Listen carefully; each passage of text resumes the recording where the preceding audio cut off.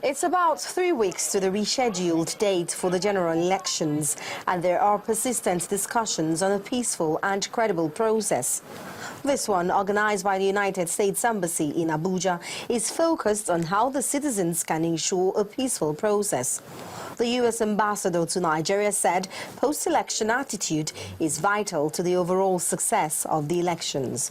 Losing candidates have an incredibly important role to play by quickly and graciously accepting the results, and if they are convinced that the results are wrong or incorrect, they contest them in the courts and not in the streets. That is an incredibly important principle. The National Human Rights Commission Chairman, Professor Odinkalu, took the discussion several notches higher with the issues he raised. He said despite being at war, the elections must hold to foreclose the risk of generalizing the problem.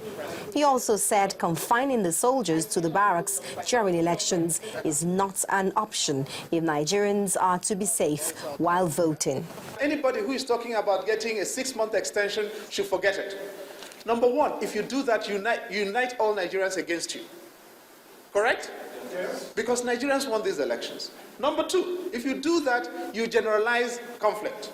And number three, if you do that, you lose the authority to be able to stop that conflict. The arguments against that idea is so dangerous and so toxic, nobody should mention it. We need elections, they must hold. Some people think, well, if the soldiers are not there, we can equalize the playing grounds on violence. Others think if we deploy the soldiers, we can rig the elections in our favor. Both are wrong. The soldiers are there to protect our people.